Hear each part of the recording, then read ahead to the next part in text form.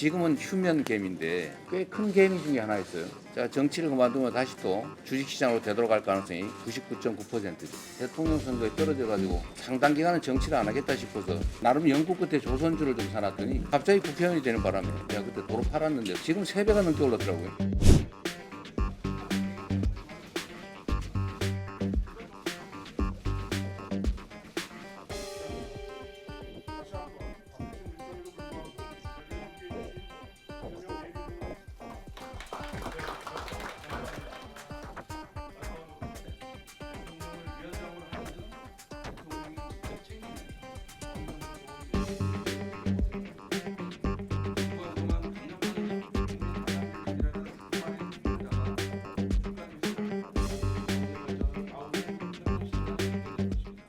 경제 현장에서 여러분들이 너무 잘 아시겠지만 지금 대한민국 경제가 너무 어렵습니다. 그 경제 문제라고 하는 게 우리 국민들 다수의 삶의 문제와 직결되어 있습니다. 또 한편으로 보면 일시적인 경기 침체 문제를 넘어서서 구조적 위험에 처해 있는 것 같습니다. 어쨌든 경제 정책에 관한 문제야 나중에 얘기하더라도 일단은 이 자본시장이 정상화 또는 활성화되는 게 정말로 중요하다는 생각이 들어요. 그 첫 번째 이유는 대한민국이 이제 사실 자산 시장이 부동산 중심으로 돼 있어서 이 부동산 집가 급등에 따른 많은 폐해가 발생을 합니다. 그런데도 모두가 부동산에 매달리죠.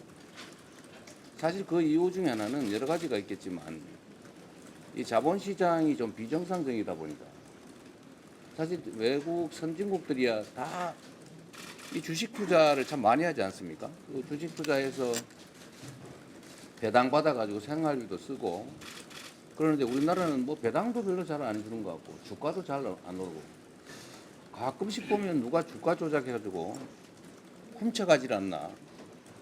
심지어 분명히 우량주라고 생각해서 장기 투자하려고 가지고 있는데 어느 날 보니까 이 살찐 암수라고 생각해서 사놨더니 송아지 나와가지고 송아지 주인이 딴 사람이 돼버린 거예요.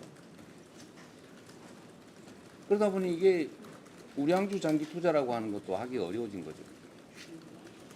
어쨌든 이런 여러 가지 문제들 때문에 참 듣기 싫은 얘기이긴 한데 국장 탈출은 지능순이라는 뭐 그런 황당한 유머까지 생길 정도가 됐습니다.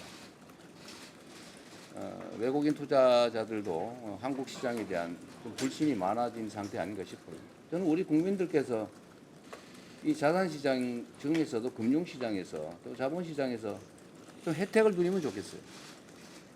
이 대한민국 주가지수가 지금 오늘 얼마 가나 모르겠는데 한 2,500 왔다 갔다 하고 있죠. 이게 한 5천 정도, 4천 정도 넘어간다면 우리나라 대한민국의 국부가 늘어나지 않습니까?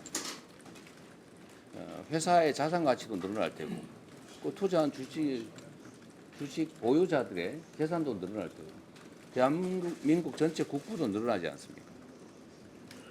그래서 반드시 가야 될 길이다. 그 중에 핵심적으로는 말씀드렸지만 주식시장이 규칙이 지켜지는 정상적인 시장이 돼야 됩니다.